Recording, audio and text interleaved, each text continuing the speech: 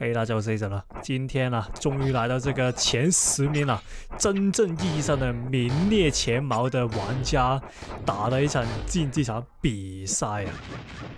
那这打的人是谁呢？是这个之前啊，很久以前打过的，很久以前打过的一个比较排名前的午夜，对，那个午夜玩家。那我猜啊，应该很多人都在想，为什么最近打的那些竞技场呢的玩家排名都那么后？那其实啊，并不是我收到的那些人呢、都比较排名后，有没有排名前的人，而是啊，其实也有不少一些排名前的一些素材还没发出来而已。对，例如说那个第2名啊、第3名的一些素材，我还是有打的。但是这些素材都是一些比较珍贵的素材，所以我打算后一点才发，就是慢慢发出来。那我们就留着好东西，就是留到最后吧，应该大家同意。对，那今天发片的日子应该是25号啊，就是那个圣诞节。对，所以说 Merry Christmas， 对，那个圣诞节快乐。还有就是，如果你是那个从我第一部影片开始看那个玩家。现在这个时间，你看的这部的话，应该是那个半周年，对，那个半周年的纪念了，那就恭喜你，还有那个谢谢你，就一路支持到现在，对，那来到那个影片里面，那也是说跟以前一样，那如果你喜欢呢，先订阅一下，谢谢，哎，可惜啊，这边的话来到影片里面，那我打算用这个高级自丝衣服来笑他技能，但失败了。通常这种装备，如果你打控的话，就是刚才那个衣服，高级祭司衣服的祭司衣服。如果你开始办的话，基本上你是会陷入这个非常之危险的境地。那个危险性啊，基本上就等于直接死掉。所以像刚才一样，对。那来到那个第2回合。那这打这个梦魇啊，如果你有看上一部，应该是几个月前打的那个午夜玩家，对，午夜不是梦魇，午夜的话，你就会发现一点，就是通常打一些午夜的玩家，那个影片的时长啊，都是十分之长的。那是为什么？是因为午夜啊，这就是我觉得应该是整个游戏里面。No.1 机动性的一个英雄，对，他是这个机动性最厉害、最快、最灵敏的一只英雄。所以的话，如果跟他打的话，我的建议只有两个：一，你如果真的不想打，你不想浪费太多时间打到你直接离开就行了，就不要打。但这个我是极度不建议的，因为虽然是很费时间，但打的每一场竞技场都是一种挑战，对，所以我是建议你也是把这场竞技场打完，对，然后再另做打算。那第2点就是，你要怎么打他，就是不要让他戳到。所以的话，其实打这个午夜啊，就像那个跳那个叉叉一样，就是你不要让他抓到。然后不能让他抓到，同时你要不停的进攻，然后他也是跟你一样，他也是在进攻同时不要让你抓到。所以的话，为什么像那个跳叉叉一样，就是你向前搭一步，然后你对面要向后退一步，然后对面又向前搭一步，你要向后退一步，就是不停重复这个步骤，所以会导致这个游戏的一个时长都拉得非常的长。当然，对于我来说，这是很刺激的一个过程，因为避开攻击其实跟那个进攻抓人其实那个过程就是一个验证你基本功的一个流程。就是如果你基本功好的话，你就可以很轻易避开到对面那个午夜的攻击，虽然是很难避，但是你还是会避开到。所以你现在是看到一点，就是我很明显那个基本功阶段，就是哎呦这边好险。这种阶段很明显就是这回合打得比他好，所以的话这积分就成功拿到手了。那来到第3回合，那继续也是前期，我进攻，然后他退后，然后他进攻，然后我退后，就尽量不要让对面打到。那打午夜就是这样打。OK， 那这边的话那就说一下，对面的话其实这边的午夜是用这个虎尾。通常装虎尾的那个午夜这个是特别的麻烦，因为它如果有虎尾的话，就代表说它的容错就会加1，就是它可以失败1次，所以它就算让你抓到1次打在地上，它也是可以用这个虎尾跳起来下，对。那所以你可以发现为什么午夜那么喜欢装那个虎尾，就是为增加它的容错率。对，所以的话，如果你看到虎尾的午夜的话，你不要尝试抓它地上，你就像我一样开技能，或者你就把它打地下之后，你就当做没发生，什么事都没发生，就让它躺在地板上就行了。我这边的话，哎呦，吐到2招，不错。那尝试打他的地下，然后下就是，哎呀，可惜。不过比较好的一点就是我没有用技能，那所以的话，它是基本上等于浪费了1招技能，对，因为他没有把我抓住，而且的话直接给他黑毛 combo， 哎呀，可惜。我猜应该他没有一些致命性的装备，他应该用完了，所以的话我是不用太害怕。我发生什么事？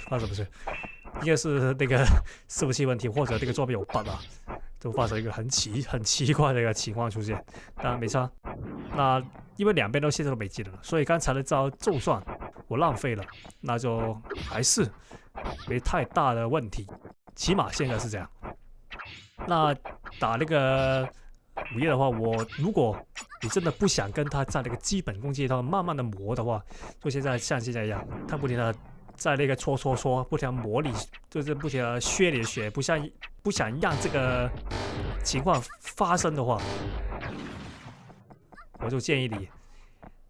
如果你是 CD 来到这个平均值啊，就是什么是 CD 平均值，就是这个伺服器这个印尼服啊，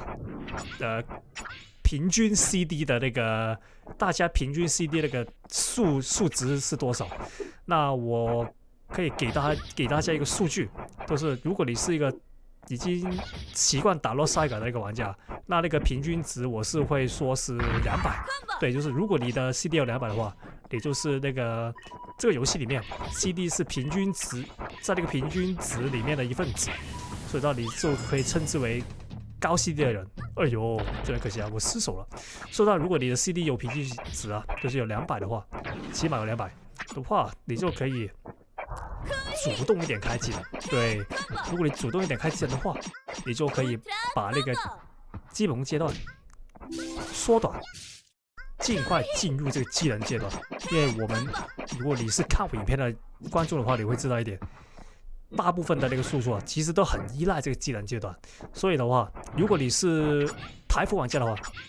因为台服以前是有个说法，就是如果你喜欢开技能的话，会被说成是那个技能狗。对，那我可以跟那些已经退坑的台服玩家说，就是其实技能狗在这个印尼服或者是这个时代，现在这个版本了，已经是没有这个说法。因为基本上，如果你是不开技能的话，或者应该这样说，技能已经是这个游戏不可或缺的一部分，而且也是一个衡量每个人的实力的一个很重要的部分。所以的话，如果你开技能开的差的话，不是这个游戏的问题，是你本身自身的问题啊。你没有训练，把你开技能的那个 moment 那个时机训练好，所以啊，我们通常就会把开技能的精确度纳入这个技术的一个考量里面。对，所以的话，刚才说到，所以我们要打那个午夜，不想那么坐牢，就是不想给对面拖那么长时间，我们尽量主动一点开技能。像现在我应该是主动开那个超重 SD， 对，超重 SD 开起来，对，我们尽量快点开，把对面技能逼出来。可以这边刷到了，可惜啊，这边其实应该是尝试一下开技能来抓他。那这边的话，他是大劣势啊，因为我很主动的用那个超重 SD 不停地逼他技能。因为我超重 SD，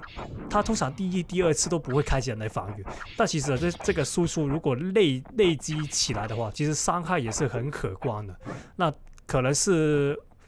会慢慢的把那个血量的差距慢慢拉开来，所以你可以发现，其实你看我跟他的基本功的较量其实没什么太大的那个区别，但其实他的现在血量已经让我削到不知不觉削到现在一样。对，所以呢，他看来是做比较 OK， 这边成功把他那个 DT 装备提前逼他开了，因为现在时间还有10几秒，那他这些装备是撑不了整个10几秒了，所以他基本上他这回合跟输了没区别了。OK， 那我有信心啦，可以在 DT 前把它抓住。OK， 这个宙斯披风，其实我觉得宙斯披风就是一个另类版的梅菲斯特披风。因为自从那个梅菲斯特披风 nerf 了之后，他把那个维持时间改短了嘛，还有那个好像是那个追踪距离改短之后，其实梅菲斯特那个披风就没什么太大优势了。再加上啊，梅菲斯特披风啊，如果你用那个披风把人打下那个掉落去的话，它那个跌伤是假的，就是对面那个跌伤是一个假的跌伤，它是有一个固定的伤害，而且那个固定的跌落伤害是很少了，所以的话，其实我现在是，如果要我说看法的话，我是不太建议用这个梅菲斯的披风，所以的话，有什么替代品？就像刚才一样，用这个宙斯披风，其实用处我觉得是比那个梅菲斯的披风来的好用。对，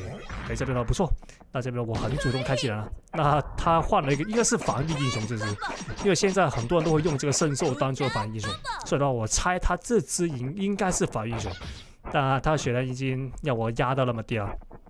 就是如果你再提一次，如果你不想那个基本功那么坐牢，就是那么容易被对面拖时间而感到痛苦的话，你就主动开技能，主动一点开技能就行了。然后，如果你发现你开的技能还是不够对面打的话，就你要训练一下自己开技能的那个时机，要更加精准。对，那就是慢慢变强的一个手段了。这边的话，他被我压着了，因为他很明显，就因为血量的关系，他不太敢轻举妄动。那所以他刚才不停防御啊。不敢做一些比较出格的那个动作。OK， 这边不错。那看起来这局的话是优势比较大。OK， 这边不停丢他下去，再丢了1-2次他应该死了。OK， 不错，这边他自己也回不来，那他应该再抓他一次就死了。那追着他来打，果然他有那个喘息的空间。OK， 那他应该等那个冲锋笔记啊。OK， 他应该没技能，他冲过去抓他一次他就死了。OK， 可惜再抓一次，可以打到。那就的话记得订阅一下，谢谢。